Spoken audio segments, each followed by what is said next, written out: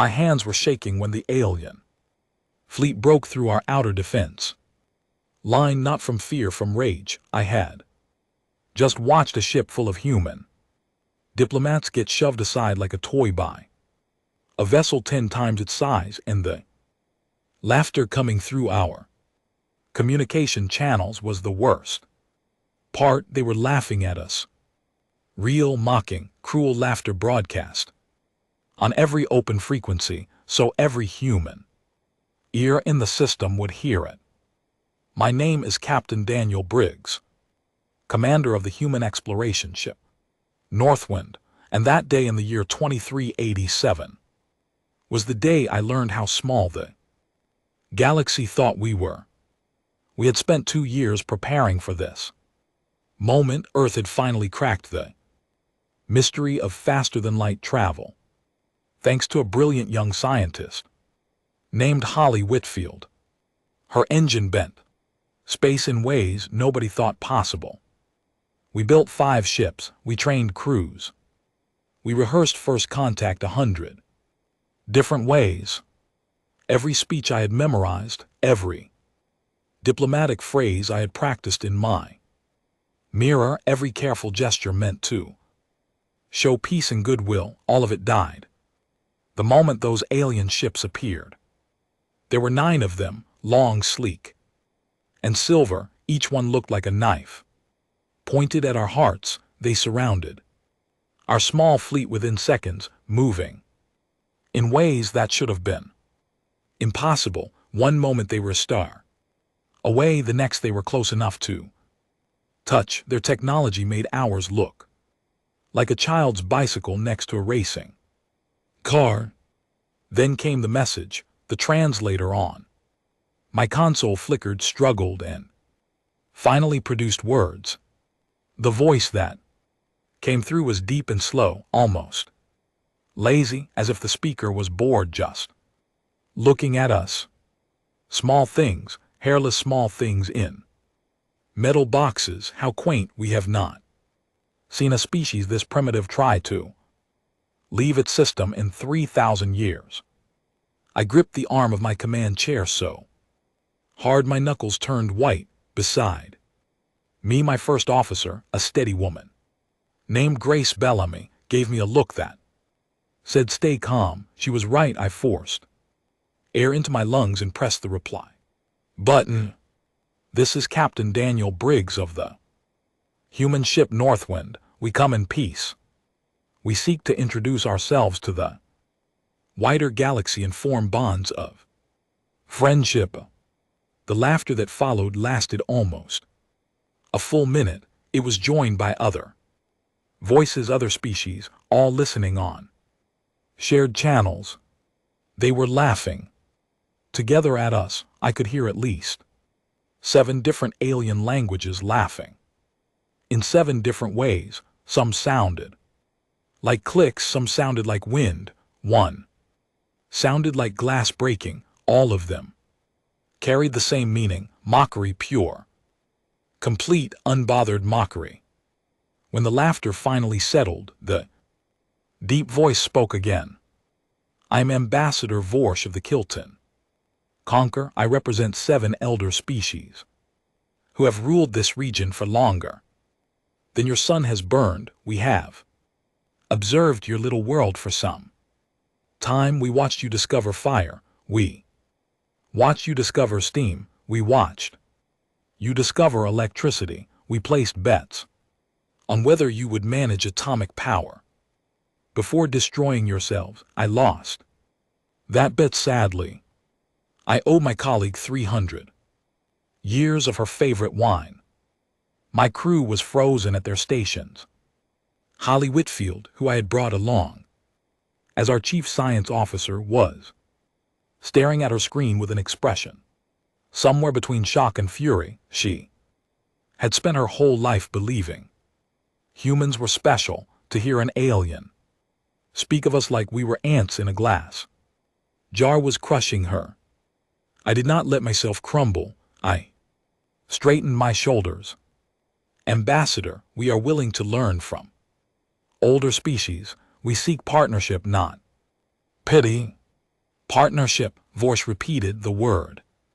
Came back wrapped in another wave of soft chuckles from the listening fleet. Little Captain, partnerships are formed. Between equals, you are not our equal. You may in time become something resembling a civilized species. For now, you will return to your world, you will accept our terms, you will not leave your home system without permission, and you will be grateful that we are merciful enough to let you keep breathing. A second voice joined now, sharper, higher, almost hissing. I propose we name them the Conquered. Names lesser species when they enter our space, it helps the records keep clean. A fine idea, Vorsh agreed. There was a pause, then Vorsh announced. With theatrical seriousness, we name your species the Cradlings, children of the cradle, may you grow up someday. Cradlings, they named us like pets. Holly stood up at her station. Captain, I have to say something. I shook my head once sharp. Stand down. Doctor. But Captain, they are insulting. I said stand down. Holly sat. Her hands were trembling on her console. I understood. I felt the same shame burning through my chest, but I had read enough history to know what happens when small powers shout at giants. They get crushed. We were the small power. I had to swallow this. I had to accept this. I had to bring my crew home alive. The terms came across our screens in writing. They were brutal. We would accept what they called provisional sapient status, which meant we had no voice and no vote. We would not develop weapons beyond a fixed level. We would allow conquered observers to land on Earth and live among us. We would teach them our languages, our biology, our history, while they taught us almost nothing in return. The probation period was 400 years, 4 centuries before we would even be allowed to speak in their council. I read every line. My jaw was tight. Enough to crack stone. I signed. What else could I do? As I signed the last document with my biometric thumbprint, Vorlag spoke. Again, almost kindly this time, the way a man might speak to a clever dog. You did well, little Captain. You showed wisdom. Most primitive species fight us. At this point, they die quickly. You will live to bring your people the news. Thank you, Ambassador, I said through teeth that felt locked shut. As a parting gift, we will provide you with a star map of your local sector. You may find it useful. Try not to break anything important while you explore your tiny corner. The galaxy is older and stranger than your soft minds can imagine. Goodbye, Captain Briggs of the Cradlings. The connection cut. The 9 silver ships peeled away, vanishing into folds of space, leaving us alone with our shame and a single data file glowing on my main screen. The bridge was silent for a long time. Holly was crying quietly. Grace was breathing slowly through her nose, the way she did when she was trying not to break something. The other crew members stared at their stations as if afraid to look at each other. I cleared my throat, set course for Earth, bring the rest of our fleet into formation. We are going home. Yes, Captain, Grace said softly. As the ship turned, I opened the star map file. It was a detailed 3-dimensional chart of every system within 50 light years of Earth. Stars, planets, ancient travel routes. Names. The names were written in the Conquered's own script with our translation provided beside each entry. I stared at the names for a long time. Something about them was wrong. Something about them was tugging at the back of my mind in a way I could not Explain. I called Holly to my ready room an hour. Later, she came in with red eyes and a stiff back. I sat her down and turned the star map toward her. Doctor, look at these names, read them. Out loud. She frowned and began. Arata, Minda. Sapara, Eric, Nimrod, Anunnaki. She stopped, her face went pale.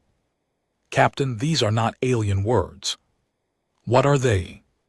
They are old, they are very old. Arata is close to Arata, a lost city from ancient Sumerian texts. Sapara is a real ancient Sumerian city. Eric, also known as Uruk, is where writing was invented on Earth. Nimrod is an Assyrian word. Anunnaki is shockingly close to Anunnaki, the so-called gods of ancient Mesopotamia. I felt cold spread through my stomach. Could it be a coincidence? 6 names that sound like ancient Earth names by accident. Holly shook her head. No, the pattern is too strong, and look here, the Concord assigned symbols to each system. These symbols, Captain, I have seen these symbols before. In museums they appear on tablets that are 5,000 years old. We sat there in silence. The north wind hummed around us. Outside the small window of my ready room, the stars stretched away into infinity, and somewhere out there, a Carlton ambassador was probably still chuckling about the cradle children he had just put in their place. But in my ready room, something else was happening. A door was cracking open. The back of my mind, a door I had not known was there. Why would aliens, who had never visited Earth in any official record, name 40 stars after cities and gods that humans had stopped writing about thousands of years ago? Why would their oldest charts carry words that should belong only to dusty clay tablets in our museums? Holly looked at me. Her eyes were wide. The tears were gone now, replaced by something far stronger, curiosity. The kind of curiosity that drives a scientist to ignore food and sleep until she finds the truth. Captain, I think they made a mistake giving us this map. What kind of mistake? I think they showed us something they did not realize we could read. I leaned back in my chair. The hum of the engine seemed louder now. My pulse was a slow, heavy drum. Then we keep this quiet, I said. Nobody outside this room sees this analysis until we are home. Not the crew, not Earth Command, just you, me, and Grace. We need to think carefully before we move. Yes, Captain. She left. I sat alone with the star map. For a long while, the Carlton thought they had named us cradlings, children of the cradle. They thought they had put us in our place. They had handed us a treaty designed to keep us small for 400 years, and they had laughed in our faces while we signed it. And then, almost as an afterthought, like a man tossing scraps to a hungry dog, Ambassador Vorsh had handed us a map covered in words from our own forgotten past. I did not yet know what that meant. I did not yet understand the size of the secret hiding in those names. I only knew, sitting there in my ready room, with my hands no longer shaking, that the laughter would not last forever. The galaxy thought it knew us. The galaxy was wrong. And as I stared at the name Anunnaki glowing softly on the screen, a strange feeling settled in my chest. Not anger anymore, not shame, something quieter, something older. It felt almost like recognition, like coming home. I pressed the intercom button. Dr. Whitfield, when we reach Earth, I want a full archaeological team prepared. We are going to take a closer look at one of these systems, specifically the one named Anunnaki. Understood, Captain. I cut the line and turned the map slowly. With my finger, 40 stars, 40 names, 40 whispers from a past nobody on Earth had explained yet. We were going to find out why. I just did not know that night how big the answer would turn out to be. The journey home took 9 days, 9 days of silence, 9 days of a crew trying to swallow their humiliation, 9 days of me staring at that map every spare hour, looking for more patterns, finding more of them every time. By the time we reached Earth orbit, I had stopped sleeping properly. I had stopped eating regular meals. I had become a man with a question burning in his mind.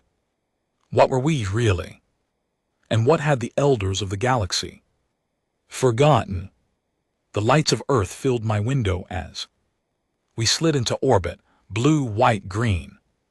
Beautiful, familiar home. But everything looked different now. Everything felt different. The planet I had grown up on was hiding something, or perhaps something was hiding inside it. Inside us, inside our blood, our bones, our dead languages, and our forgotten myths. I turned away from the window and went to prepare my report, the hardest report of my career. I had to tell Earth Command we had been mocked, named, and put on probation. I had to deliver shame to the leaders of 7 billion people. But I would also bring them a map full of secrets. And in 9 days of staring at that map, I had decided one thing. The Calton Conquer had laughed at the wrong species. They just did not know it yet. The Earth Council chamber had never been quieter. 47 elected leaders from every nation sat in a curved hall of dark stone and silver paneling, watching me deliver the worst news in human history. I had stood at podiums before. I had given speeches to crowds. None of that compared to this. The faces in front of me were old and young, dark and pale, expert and political, and every single one of them was holding their breath as I spoke the word probation. I told them everything.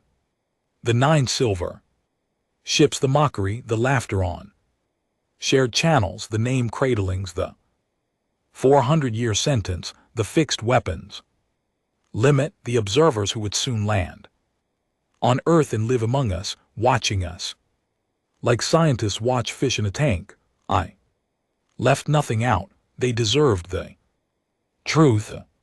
When I finished, an old woman near the front stood up. Her name was Counselor Margaret Doyle, and she had been in politics longer than I had been alive. Her voice was level. Captain Briggs, do we have any chance of fighting them? None, Counselor. They moved through space in ways our science cannot yet explain. A single one of their ships could have ended our entire fleet in seconds. I judged that surrender preserved more lives than resistance. Then you judged correctly. Thank you for your service. Now sit down and let us discuss what comes next. I sat, my legs were grateful. The chamber broke into argument almost immediately. Some counselors wanted to accept the treaty fully and quietly grow stronger. Others wanted to refuse and prepare for war, even a war we could not win. A few demanded that we hide the entire incident from the public. The shouting went on for hours. I waited. I had not yet shared the second part, the map, the names, the whispers from our buried past. When the chamber finally quieted, I stood again. Counselors, there is more. I walked to the central display and opened the file. The star map filled the room, glowing in 3 dimensions above the floor. 40 stars rotated slowly. Their names floated beside them in soft blue letters. This was given to us by Ambassador Voresh as a parting insult, a gesture meant to show how much greater their knowledge was than ours. Dr. Holly Whitfield, my chief scientist, and I spent the entire return journey studying it. We have found something they did not intend us to find. I pointed to the names. These star names are not alien words. They are human words, ancient human words. They come from languages that died on Earth thousands of years before we built our first radio. The chamber went still. That is not possible, someone called out. How could aliens know words from our dead languages? That is the question, I answered, and the answer matters. Holly stepped forward. She had prepared a presentation. Her voice was steady. Now, the shame of the encounter had transformed in her into a fire, and that fire was knowledge. She walked the council through her findings. She showed them how Sappara on the alien map matched Sappara in ancient Mesopotamian records, how Errata matched Errata, how Anunnaki was nearly identical to Anunnaki, the figures called sky beings in our oldest texts. She showed them how the symbols beside the star names matched real symbols, carved on real clay tablets sitting real museums in our cities. She projected photographs of the tablets beside the alien symbols. They were not similar, they were the same, stroke for stroke, curve for curve. Dr. Counselor Doyle said carefully, are you suggesting that aliens visited Earth thousands of years ago? I am suggesting something stranger than that, Counselor. I am suggesting that Earth visited the stars thousands of years ago and then forgot. The chamber erupted. People shouted across each other. I let it happen. Truth needed time to settle. When the noise dropped, Doyle spoke again. What do you propose?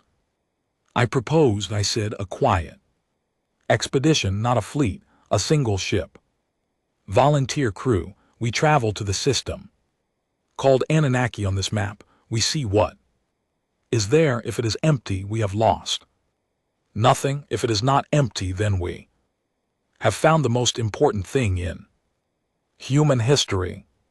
The council voted 29 to 18 in favor. 3 days later, the Northwind launched again, this time with a smaller, more focused crew.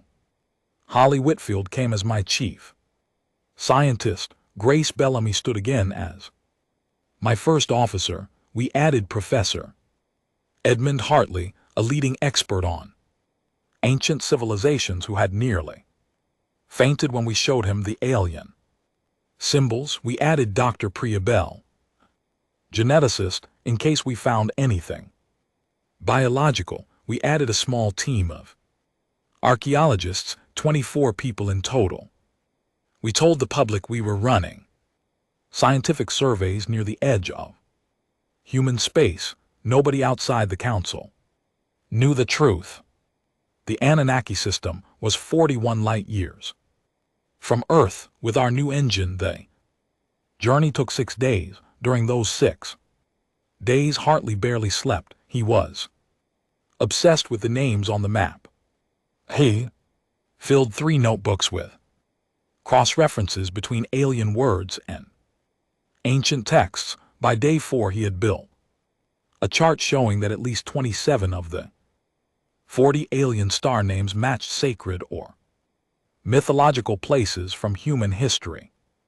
Captain, he said to me one evening over a cup of tea, I have spent my whole career being laughed at. I wrote a book once arguing that some of our oldest myths might contain real memories of real events, deeply distorted by time. I was mocked.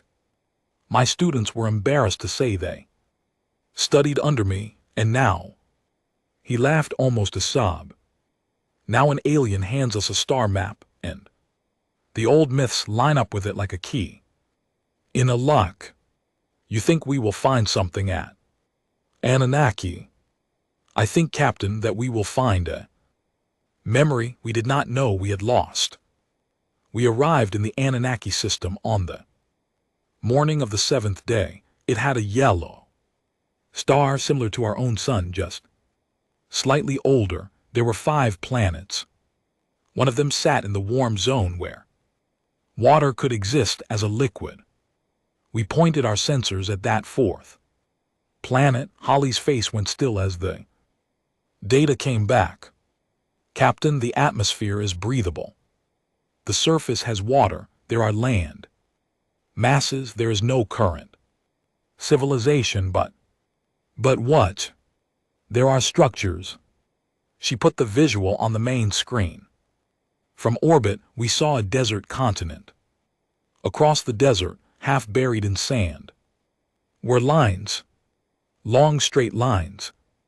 Curves, squares, the unmistakable shapes of a city, a huge city, dozens of square miles of ruined buildings, weathered down by what looked like thousands of centuries of wind.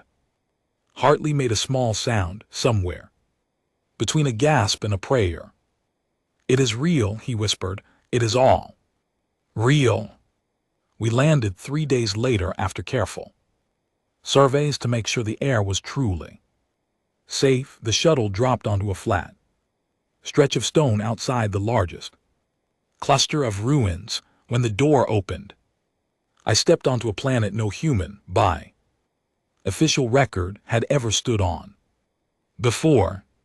Yet the moment my boot touched the ground, I felt something I cannot explain, recognition, as if my body remembered what my mind did not. Hartley stepped out behind me, then stopped. Tears were already on his face. Holly came next, then the others. We walked toward the ruins. The closer we got, the more impossible it became. The walls, weathered though they were, showed clear signs of design. Doorways, windows, courtyards, columns. The proportions were familiar. The doorways were sized for beings roughly our height. The steps had steps the right depth for human legs. Handholds carved into the walls fit human hands. Hartley climbed onto one of the walls and traced a carving with his fingers. Captain, he called down, come up here. I climbed up. He pointed to a worn carving. It showed 2 figures standing beside what looked like a tree. The figures had 2 arms, 2 legs, a head. They were unmistakably shaped like us. Holly was already running spectroscopic scans on the stone. After a few minutes, her face had drained of all color. Captain, the minimum age of this site is 800,000 years. 800,000, I repeated. Yes, and the construction is too uniform to be natural. Someone built this, someone shaped like us, someone with hands like ours and minds like ours. 800,000 years ago. Hartley sat down on the wall and put his head in his hands. He did not cry. He laughed, a soft, broken laugh. All those clay tablets, all those forgotten stories, they were not myths, they were memories. We spent 2 days surveying the surface ruins. We mapped streets that had once held traffic of some kind. We found pottery shards. We found tools. We found a faded mural showing a star map, badly damaged but recognizable. The center of the map was a yellow star. Around it spun planets. The 3rd planet from that star had a small mark beside it that Hartley translated after hours of work as the home of the first ones. The 3rd planet from that star, Earth. That mural alone would have been enough to shake our species to its core, but we were not done. On the third day, our deeper scans found something underground, a massive chamber, 200 m below the largest ruined building. The walls of the chamber were lined with metal that had not corroded in 800,000 years. The metal gave off a faint signal, a signal that pulsed every 6 seconds, steady, patient waiting. It is calling something, Holly whispered. Or someone, Hartley added. We dug down. It took us 9 hours using our cutters carefully, descending through a shaft we made through softer rock beside the chamber. When we finally cut through the wall, our beams of light fell on something I will remember until the day I die. It was a vault, round, smooth, lined with metal that looked like polished black glass. In the center stood a single tall stone pillar, perhaps 3 m high. The pillar had no symbols on its surface, no carvings, just smooth, dark stone. In front of the pillar, set into the floor, was a panel. The panel had a small flat plate. The plate was clearly designed to be touched. I walked toward it. My team stayed back. Hartley was crying again. Holly held a scanner with shaking hands. Captain, she said, the plate is reading us. It is scanning us. Specifically, it is reading our DNA. What does it want?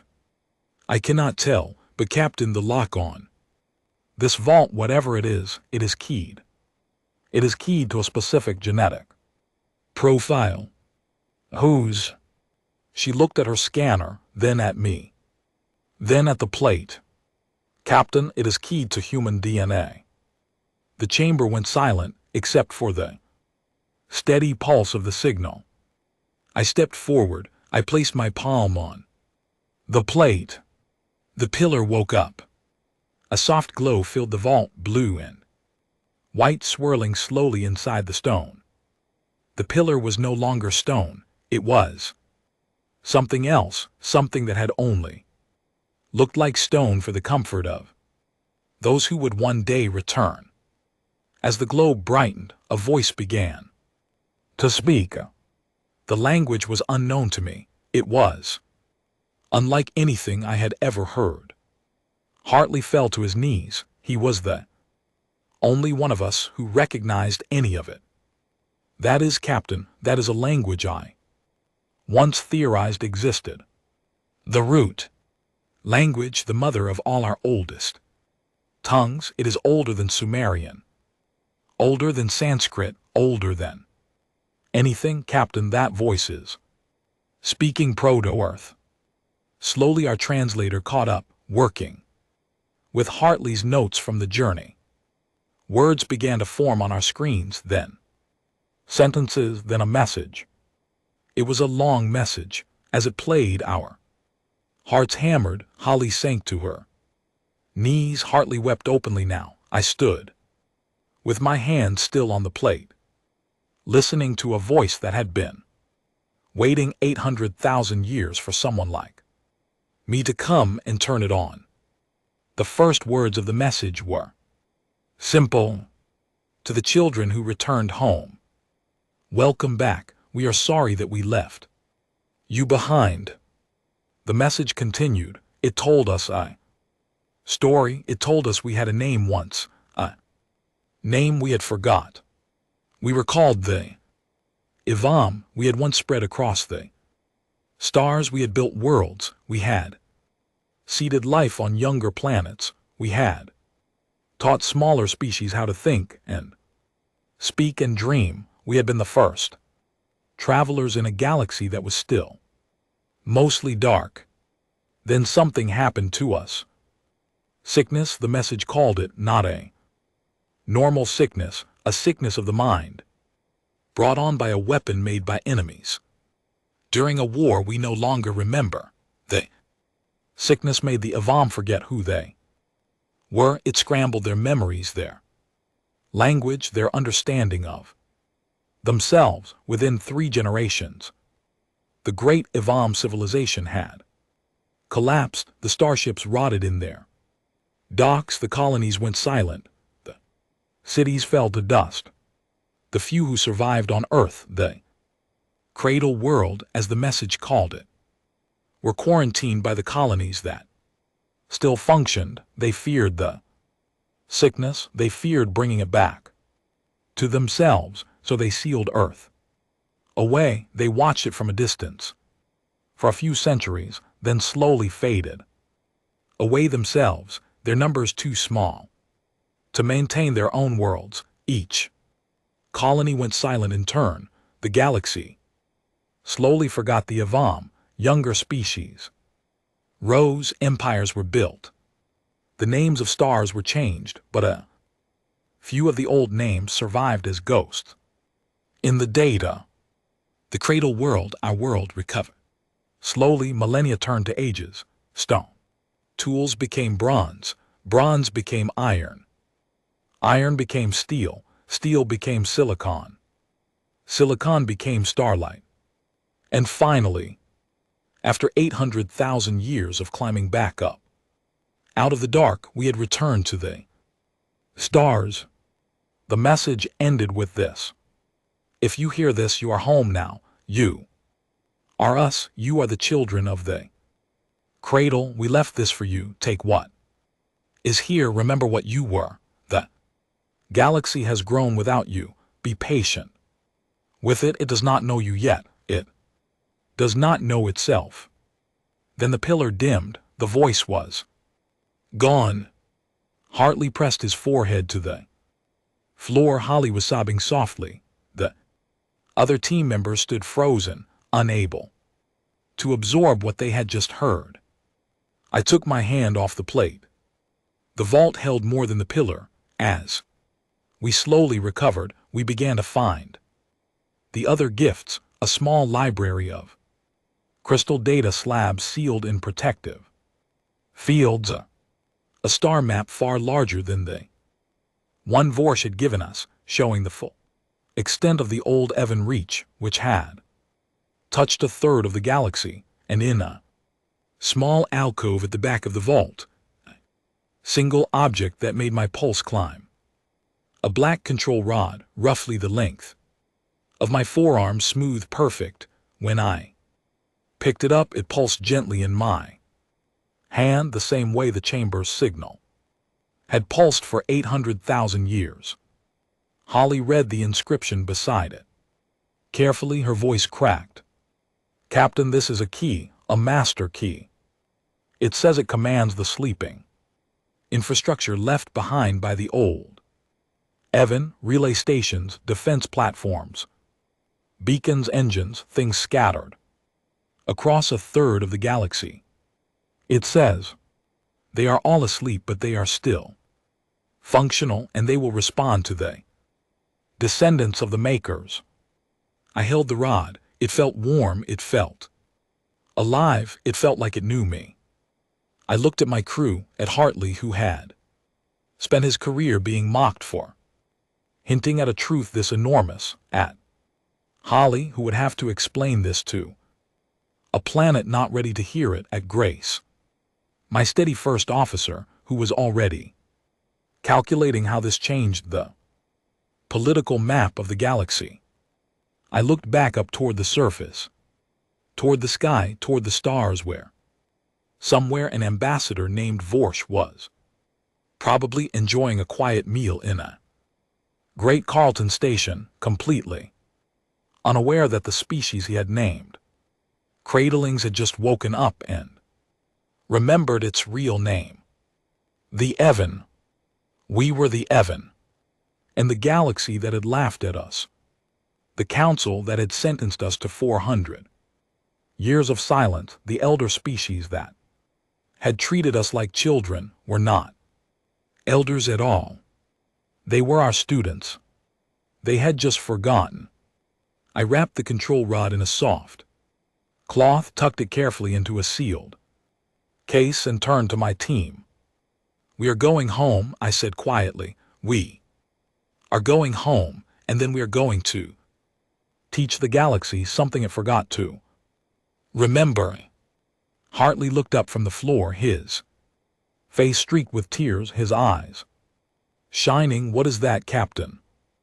I looked at the dim pillar one last time, at the message it had carried for 800,000 years, at the patience of a people who had loved us enough to leave a door open even when they could not stay to greet us themselves. "Who we are," I said, "and who they are, and how we were always connected." We sealed the vault, we marked the site for future return. We climbed back to the surface where the wind blew across a desert that had once been a city on a world that had once been a colony of a civilization the galaxy had forgotten. We boarded the Northwind. We turned for Earth, and in my pocket the black rod hummed softly like a heart that had been waiting 800,000 years to wake up beside another heart that finally remembered its name. The flight back to Earth lasted 6 days, but inside my chest those 6 days felt like 6 years. Every hour I sat alone in my cabin with the black control rod resting on my desk, watching it pulse in time with my own heartbeat. Every hour I remembered that voice. "We are sorry that we left you behind." Every hour I tried to imagine how I would explain this to 7 billion people who had just been told 3 weeks earlier that they had been demoted to galactic kindergarten by a laughing alien. Holly worked herself to exhaustion, translating the data slabs we had brought back from the vault. Hartley refused to sleep, instead reading the slabs aloud to himself in whispers, marking each new revelation in his battered notebook.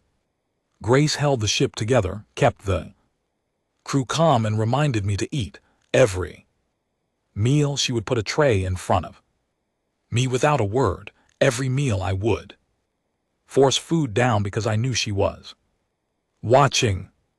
3 days into the journey, Holly called me to the science deck. "Captain, you need to see this." She had a slab projected on the main display. The slab was full of what looked like family trees, but stranger. Glowing lines branched out across the screen like a great river system. Each branch ended in a different symbol. Hartley had been working with her on the translation, and his small note next to the screen explained what we were looking at. "This is a record," Holly said, "of the uplift programs." Uplifted. They did not just travel between stars, Captain, they visited younger species. Species that were intelligent but had not yet developed advanced technology. They taught some of them, they protected others while they grew. They left gifts, educational structures, medical knowledge, linguistic seeds. They were, by every definition, teachers. She zoomed in on one of the branches. The symbols at the end were familiar. They matched the writing style of the Kilton Concord. The Kiltons, Captain, they are listed as one of the species the uplifted. About 400,000 years ago, the found them as cave dwellers and helped them learn to build cities. The slab has notes on the program. The consider the Kiltons, and I quote, "the most promising of all the young learners. They expected the Kiltons to them someday." I stared at the screen for a long time. How many species? 47. The directly uplifted 47 species. The Kaltons were one of 7 that the considered close family. The Vrashkin, the Silicate Lords, the Talani, the others Vorleg referenced as elder species. All of them, every single one was nurtured, taught, raised by the by us. I sat down slowly. And then we got sick. And then we got sick. We forgot them. They built their own civilizations on the foundations we had given them. They forgot that they had been students. The teachers had vanished, so over time the teachers became myth, then legend, then forgotten entirely. The galaxy you visited, Captain, the galaxy that laughed at us, was built on architecture our ancestors helped design. Hartley joined us, eyes red, hair wild. Captain, there is more. He showed me another slab. This one had a list of physical sites, buildings, temples, old cities. Each entry was paired with a description. Captain, these are real locations. They exist on conquered worlds today. The slab tells us what each one was originally built for. The Kalton, capital Kaltivith, sits on top of an Evan educational facility. The Vrashkin sacred mountain, which they consider the holiest place in their entire civilization, is an Evan medical station. The Silicate Lord's Grand Library, the one they brag about being the oldest building in the galaxy, was originally an Evan housing block. I felt almost dizzy. They are walking on our foundations and praying at our forgotten schools. Yes, and they do not know. I closed my eyes. The rod on my desk pulsed warm in my pocket. When I opened my eyes, I knew what I would do. Earth gave us a thunderous welcome. They did not yet know what we had brought back, but rumors had spread that the Northwind had returned with discoveries. The council called an emergency closed session for the morning after we landed. I stood again at the same podium. Same 47 faces watched me, but this time the air was different. They had heard whispers. They had seen the unscheduled return. They had noticed the unusual security around our landing. I did not waste time. I told them everything. I told them about Anunnaki, about the city, about the vault, about the pillar, about the message. I played the recording with Hartley's translation running beneath. I projected the family trees Holly had translated. I showed them the list of uplifted species. I named the Kalton as our cultural descendants. I showed them the foundations of their cities. I let the data slabs speak for themselves. The chamber listened in absolute silence for 2 hours. When I finished, I held up the black rod. And this, I said quietly, is a master key. It commands the sleeping infrastructure left behind by our ancestors. There are dormant EVM systems scattered across 1/3 of the galaxy. Many are still functional. They will respond only to those who carry the genetic signature of the makers, which is to say us. Counselor Doyle's hands were trembling.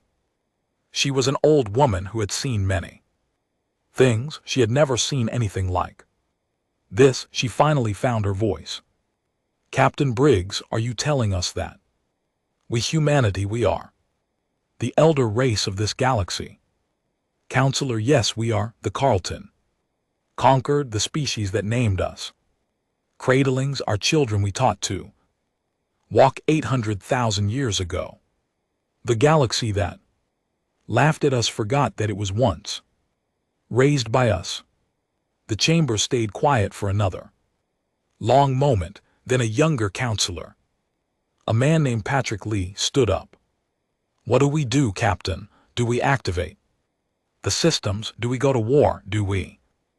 No, I said firmly, we do not go to war. We are not seeking revenge. We are not conquerors. The Avum were not conquerors. They were teachers. If we use this knowledge to crush the conquered, we become exactly the kind of monster they fear we are. We become the opposite of our ancestors. That is unacceptable.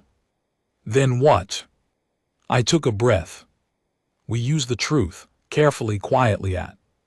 First, we bring our case directly to the council. We confront them with the evidence. We show them who they are and who we are.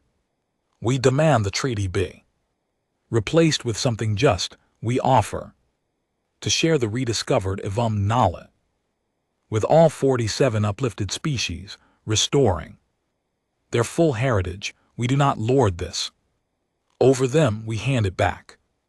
And in return, we ask only that we are recognized as equals, not subjects. The council that we ourselves built, the architecture of the chamber, listened. Doyle nodded slowly. And if they refuse, they will not refuse, counselor, not when they understand what we hold, not when they realize that the dormant systems we control could speak to every conquered ship at once with a single command pulse. We will not threat, we will simply demonstrate one small awakening, one small flicker, enough to make them understand the truth without firing a single shot. The council debated for hours. Some members wanted a harder response, some wanted to hide the discovery and use it secretly over centuries. A small group argued for full secrecy and a long, quiet rise, but in the end, the wisdom of the moment won. We had a chance, the rare chance in history, to confront an arrogant power, not with weapons, but with memory, not with armies, but with the gentle, devastating truth of who we all really were. The vote was 39-8 in favor of confrontation. 3 weeks of preparation followed. Holly led the scientific work, building portable versions of the data display so we could project the evidence inside the conquered council chamber. Hartley refined his translations, adding layers of cross-references that would convince any honest scholar. Grace prepared our small delegation. We chose carefully. 6 of us in total: myself, Grace, Holly, Hartley, Dr. Bell the geneticist, and Counselor Doyle herself, who insisted on coming. We sent a formal request to the Kelton Concord. We informed Ambassador Vorsch that we wished to address the full council on a matter of historical importance. We did not say what. The reply came back the next day. It was, of course, mocking. The cradlings wish to address the council. How charming. Yes, little ones. Come, bring your art, bring your songs. We shall enjoy the entertainment. I read it without emotion. I closed the message. I called my team. We leave in 3 days. The flight to Kaltivia, the Concord capital station, took 2 days using a route that the Evans slabs had revealed to us far faster than the Concords. Known channels. They had not realized we knew shortcuts. We did not tell them.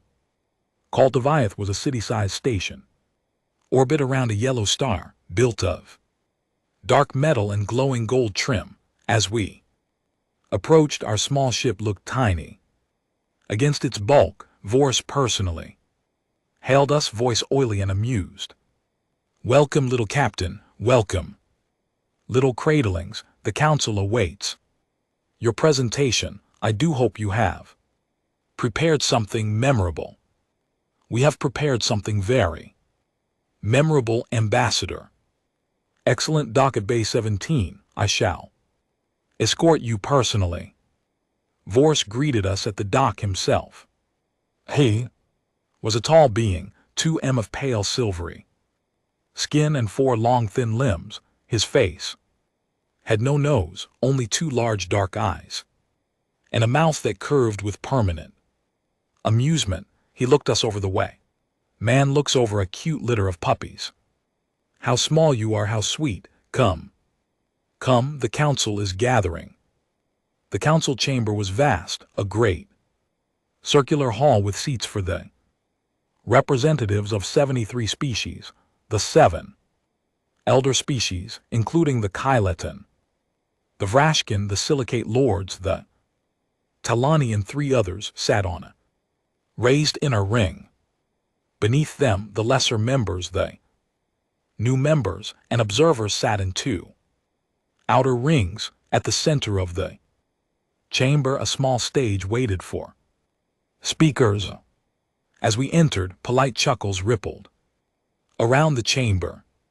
Several of the elder species openly laughed. Some of the lesser species, however, watched us with quiet curiosity. They had heard us called cradlings. They had been on probation themselves. Some of them, they knew what it felt like to be mocked.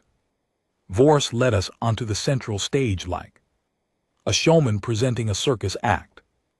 Honored council, the cradlings have come to entertain us. They claim a matter of historical importance.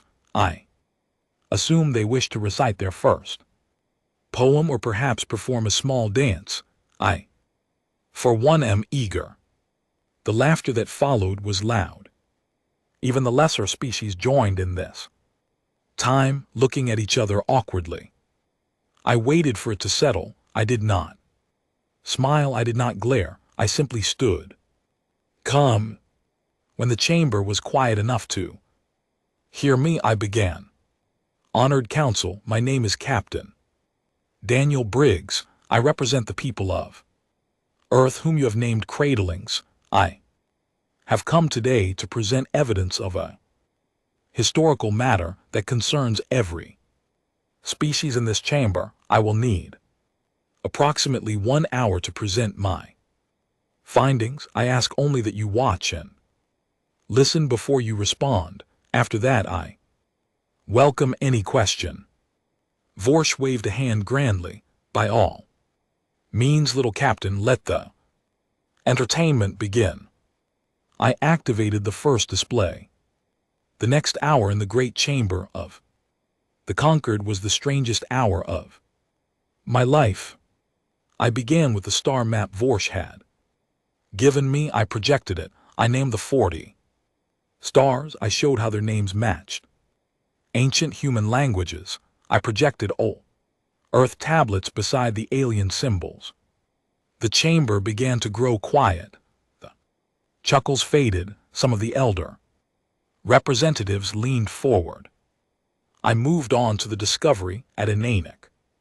I showed images of the city, the walls, the carvings, the doorways sized for human bodies, the handholds shaped for human grips, the murals showing a yellow star with Earth labeled as the home of the first ones. The chamber fell completely silent.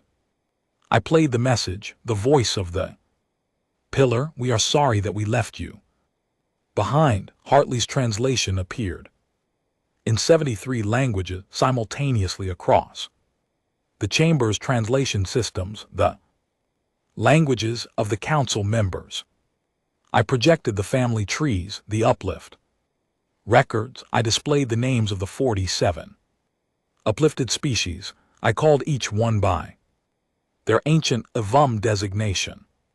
I named the Achelton among them. I named the Vishkan. I named the Silicate Lords. I named the T-Lan. I named the others.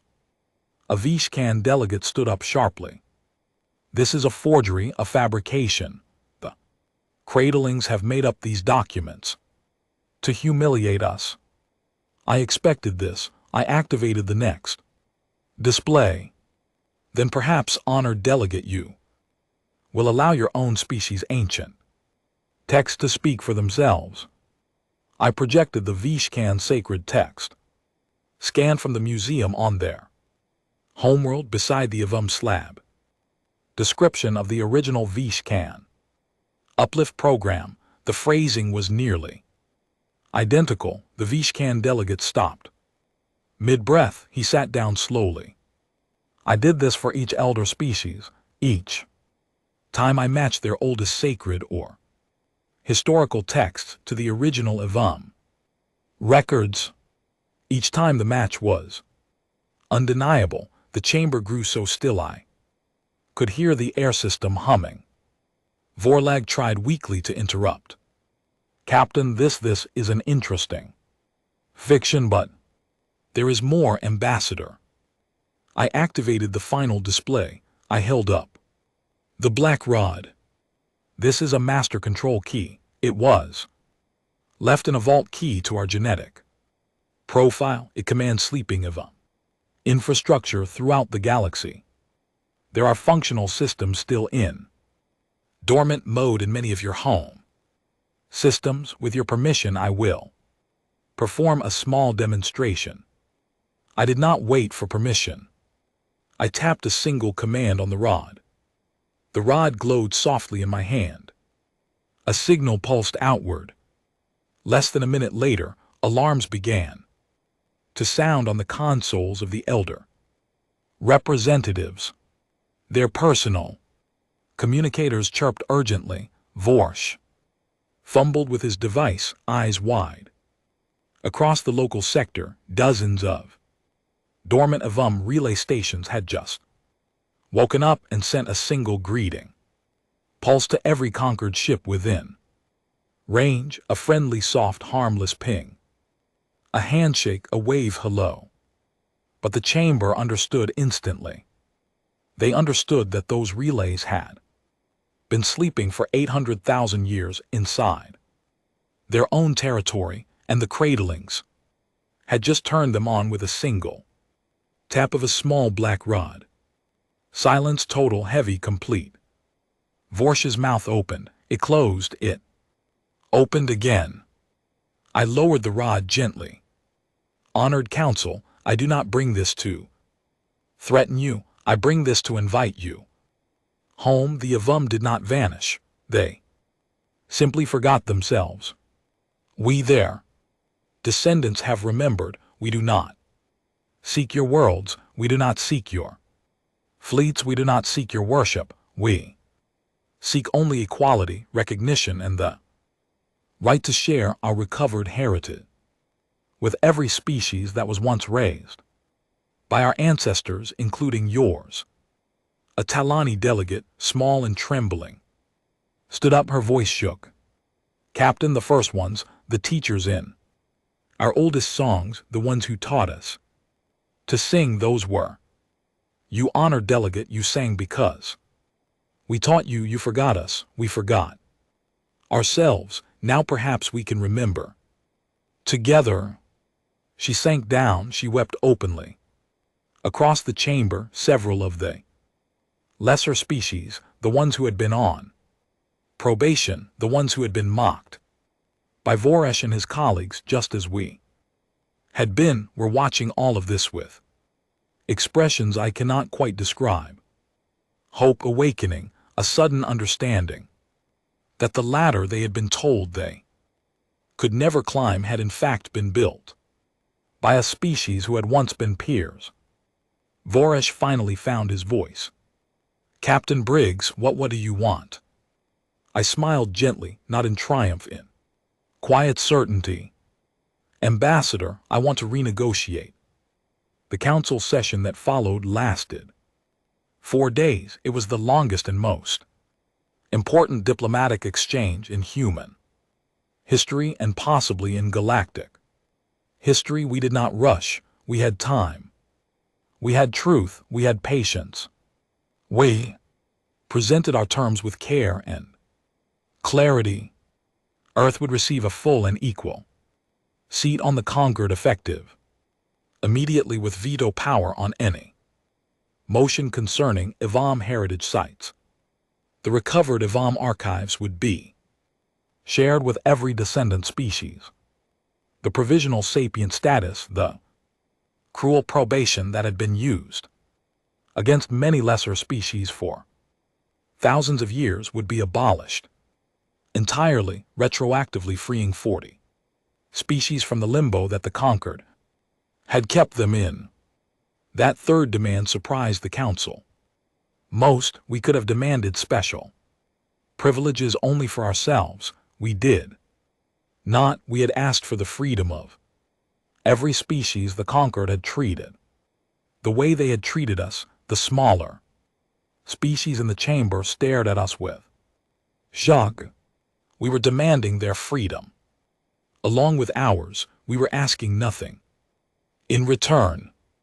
Doyle spoke for the first time during the negotiations on the second day. Her voice was steady, old, calm. Honored council, we Evan descendants do not believe in cages. Our ancestors built ladders, not walls. We will not stand in a chamber that holds others below us. If we are to take a seat here, it will be a seat among free equals, not above them. The lesser species rose to their feet, almost as one. They did not cheer, they did not shout, they simply stood in silent thanks, in silent recognition. The elder species looked at each other. The Vrashkin delegate who had earlier tried to dismiss our evidence lowered his eyes. The silicate lord representative said nothing for a long while, then spoke for the first time. The honored cradlings, the honored Evan, we have been wrong, long wrong. We accept the terms with respect. Within 4 days, every elder species had accepted except one, the Vrashkin, abstained, sulking, refusing to vote. Yes, but not daring to vote no. We did not need them. The motion passed. The galaxy changed in a single afternoon. We were no longer cradlings. We were no longer on probation. We were members. And so were the dozens of species who had been kept down for centuries. When it was done, when the final documents were signed, when the seal was placed on the new charter of the conquered, Vorsh approached me privately in a quiet hallway outside the chamber. He looked smaller than he had at our first meeting, older. Captain, Ambassador. He hesitated. May I ask, did the Evan truly speak well of my people? I looked at him. The arrogance was gone. The smug amusement was gone. What remained was a tired old creature who, like so many of his kind, had built a personality on a story that turned out not to be true. I nodded slowly. Yes, Ambassador, the records call your people the bright ones. The Avum believed your species would surpass them. Someday they considered you their most promising students. His eyes filled with something that might have been tears. He did not let them fall. We have much to learn from you, Captain. I shook my head gently. No, Ambassador. We have much to learn together. We are family. We just forgot for a while. He bowed awkwardly, the formal Katarian bow of one elder to another, and walked away. I stood alone in the hallway for a long time. Outside the windows of the great station, the stars wheeled slowly, patient as they had always been, holding their secrets a little less tightly now than they had a few weeks before. I thought of the pillar in the vault, of the message, of the 47 species we had once raised, of the 800,000 years we had been silent, of the laughter that had greeted us only a month before, and the silence that had answered us today. I thought of home. I thought of all the work still ahead. And then I walked back into the chamber to begin the next part of the work, the long, slow, patient work, the work of teachers, the work the Avum had begun, and the work that we, their children, were finally ready to continue. The galaxy had laughed at us. Now it was listening. And we at long last had something to say. 1 year passed after the day the conquered chamber went silent. 1 year of work harder than anything I had ever done. 1 year of long nights, long flights, long meetings. 1 year of slowly, patiently, gently teaching the galaxy who it really was and who we really were and how the two were the same. Story.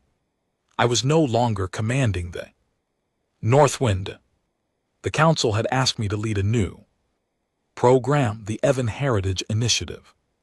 It was part archaeology, part diplomacy, part education. Our job was to reach every one of the 47 uplifted species, share the Evan records that concerned them and help them rediscover their forgotten roots.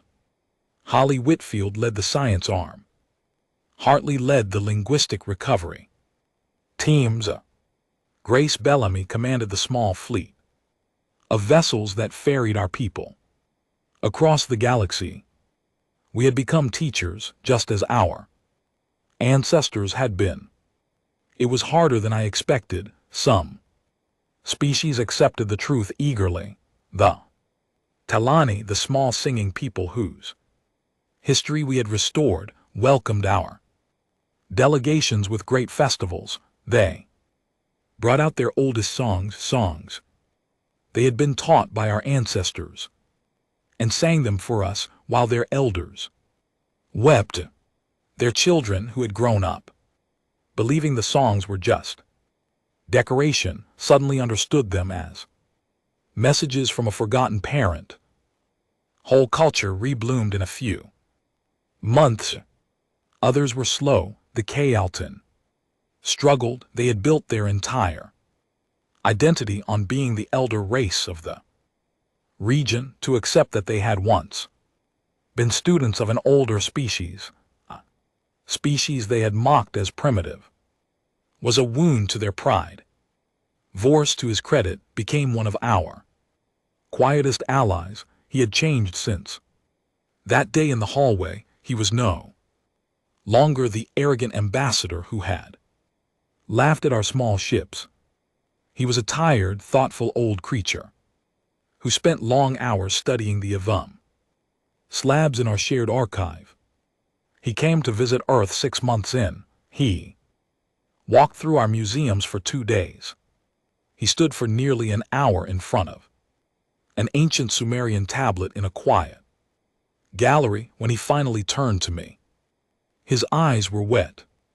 Captain, we carved similar symbols on our oldest temples. We did not know where the inspiration came from. We thought our ancestors invented them. Your ancestors learned them. Ambassador, from mine, my ancestors learned them from theirs in turn. Perhaps knowledge runs both ways across the long years. He nodded slowly. He did not speak again until we left the museum. Vrashikin were the hardest. They never officially accepted the new truth. They withdrew partially from the council, retreating to their home systems, refusing to participate in joint heritage programs. Some Vrashikin scholars, however, broke away. They came to us in secret at first, then openly. They wanted to know. They wanted the records of their own past. We gave them everything. They went home and began their own quiet recovery work against the wishes of their own government. We did not interfere. The truth, once it is loose, finds its own paths. Earth itself was transformed. Within a year, our cities had visitors from 40 species walking our streets. Our museums tripled in size. Our universities added entire departments dedicated to the recovered Ivam knowledge. Holly's old engine, the one she had built from human science, was now studied alongside ancient Ivam propulsion records, and her newer generation of engines borrowed gently from both. Our medical centers received Ivam genetic data that helped us understand strange diseases that had quietly haunted our species for millennia. Some of those diseases turned out to be slow, faded echoes of the original, withering the sickness that had felled our ancestors. With the recovered Knowledge, we cured 3 of them in the first 6 months. Hartley, the old professor who had spent his career being mocked, was now perhaps the most respected scholar in the entire conquered universities on 100 worlds invited him to speak. He turned most of them down. He preferred his small office on Earth, where he sat with his battered notebook and his data slabs and his constant cup of tea, working steadily on the deeper layers of the Evamer archive. One evening 6 months in, I visited him. "There, Captain," he said, looking up, "come and sit tea." I sat. He poured. "Captain, I have found something I want to tell you about, something I have not yet told anyone." I waited. The Evamer did not just record their uplift programs and their family trees. They left philosophical writings, reflections, dreams, hopes. Some of it is, Captain, some of it is the most beautiful writing I have ever read. They thought about what it means to be a teacher, what it means to leave behind children who must grow up alone, what it means to forgive yourself when you have failed those children. He paused. There is a passage toward the end of one of the slabs. A philosopher of theirs, writing as the sickness was beginning to spread, wrote that the worst cost of their fall would not be the empire lost, nor the cities ruined, nor even the lives ended. The worst cost would be that their children, the cradle people, would grow up alone, he wrote. And forgive my translation, may they grow up well, even though we are no longer there to guide them. May they make mistakes we never made. May they find joys we never found. May they in the end surprise us if we are ever lucky enough to meet them again. Hartley took a long sip of tea. "Captain, we have surprised them. I think the Evan did not expect us to come back at all, but we came back, and we did not come back as conquerors. We came back as teachers, just like they were. We grew up alone in the dark, and we still chose to be what they were. That is a kind of grace I did not know I believed in. I sat with that for a long time. We finished our tea in companionable silence. When I left his office that night, the stars over the city looked different to me. They looked somehow more like family. The black rod, the master control key, we had put it under careful protection. We did not use it casually. Every awakening of an Evan system was discussed in joint council with the relevant local species. Most of the systems we awakened were peaceful. Infrastructure, relay stations for faster communication, beacons for safer navigation, a few medical stations which we brought back online and offered freely to anyone who needed them. We did not awaken the defense platforms. We saw no reason to. We were not building an empire. We were rebuilding a family. A few of the smaller species, the ones who had been on probation longest, came to us privately and asked if we might one day awaken just 1 or 2 of the Evan defense systems. They were afraid. They had been mocked and oppressed for so long by species who had not yet fully accepted the new charter that they wanted some measure of safety. We thought about it. We decided no. Instead, we offered them a different kind of protection. Earth would station observer ships in their systems, conquered memberships of the new charter, the presence of our flag and of the new combined fleet of the reformed conquer was enough to keep peace. No old weapons needed waking. I gave a speech near the end of that first year at a gathering on Earth that included representatives from every Uplifted species, the hall was vast, decorated with banners showing the symbols of every member of the new Conquer. I stood at the podium looking out at the rows of faces, alien and human, all of them looking at me with the same expectation. I did not have a long speech prepared. I had learned over the year that long speeches were rarely needed. Friends, I began, when we first met less than 2 years ago, I stood on the bridge of a ship and listened to the galaxy laugh at us. I listened to 7 species call us small, hairless, and primitive. I listened to an ambassador name us cradlings as if he was naming a pet. I listened and I signed a document that placed my entire species on probation for 400 years because I judged that surrender preserved more lives than resistance. I paused. I was right to sign that document.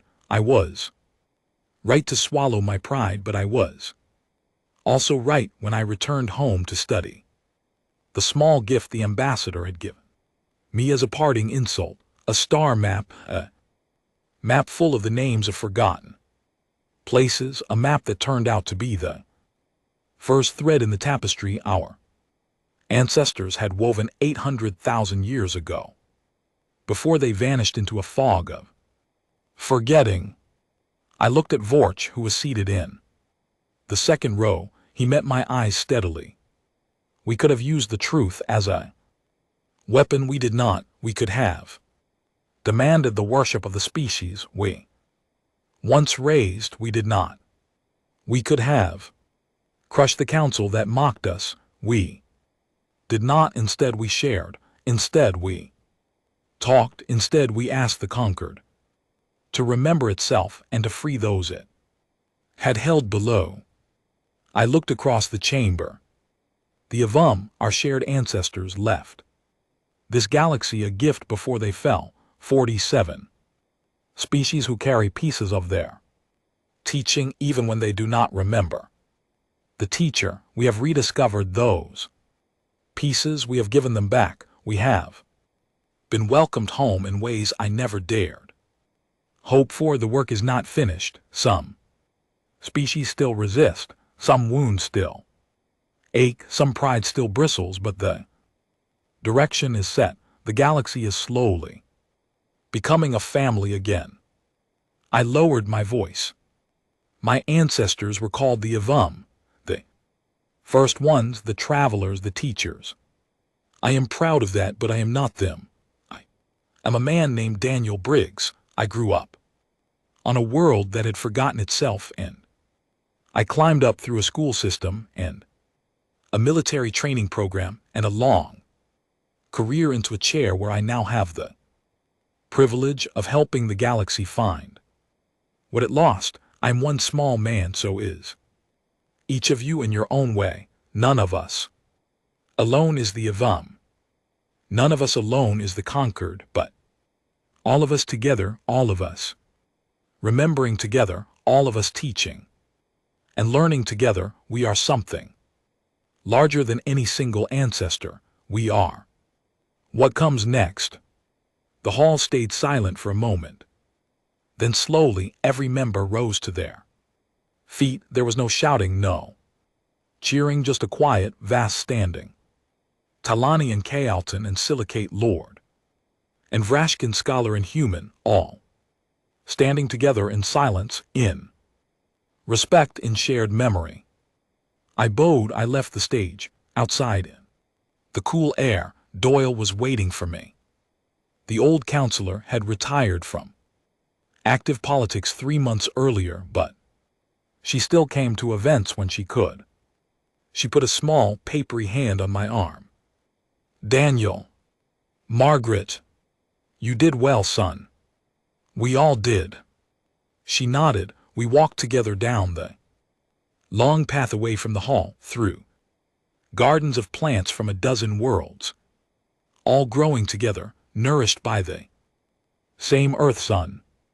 That night after she had gone home and the gathering had ended, I drove out alone to a quiet ridge above the city. I parked the car, climbed up to the top of the rocks and sat down with my back against a warm stone. The stars were out, the air was clean and cold.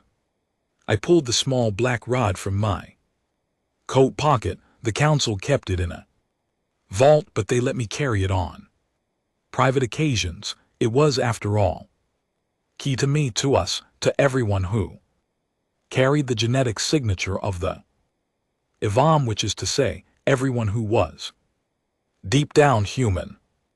I held it in my hand. It pulsed gently. Its rhythm matched my heart. I looked up at the stars. Somewhere 800,000 years ago, a great civilization had risen and fallen on those worlds. They had built cities. They had taught children, our children, the children of 47 species.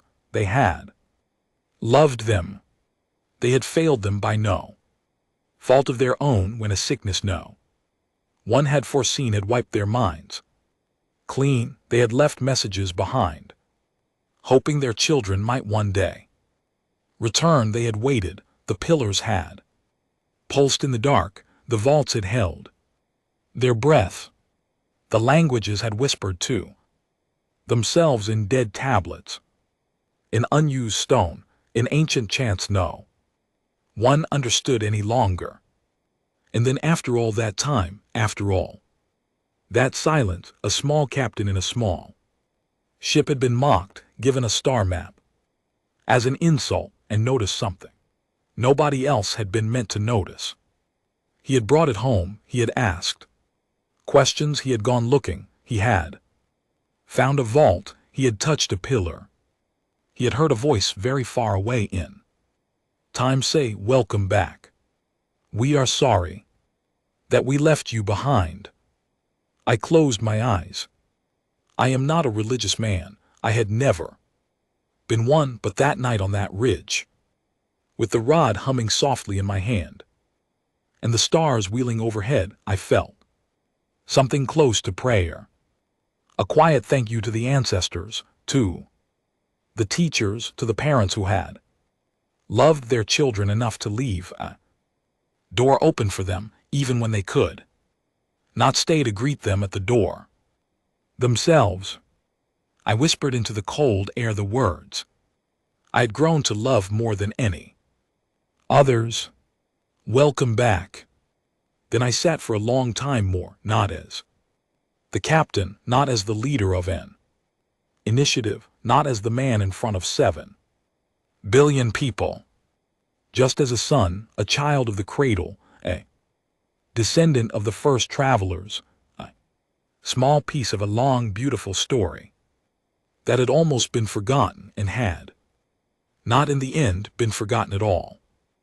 Above me a satellite winked, below me the city hummed, beside me the rock was warm against my back. The galaxy turned patient and old and full of life. We had been laughed at once. Now we were listened to. We had been called cradlings once. Now we were called family. We had been small once. We were still small. That was the secret, I thought, smiling in the dark. We had always been small, even at our greatest, in the height of the Evan age. We had been small. The galaxy was so vast that no one species could ever fill it. The Evan had not tried. They had not built an empire of subjects. They had built a family of students, and they fell. They had not begged for rescue. They had sealed a door and trusted that someday someone would come back through it on their own, having grown. We had grown. Not perfectly, not quickly, not without pain and shame and humiliation, but we had grown, and we had come back, and we had in the end opened the door not to take revenge but to welcome home everyone our parents had once loved. That was the right answer. I felt it in my bones. I felt it in the rod's gentle pulse. I felt it in the cold night air. I stayed on the ridge until the sky began to pale toward dawn.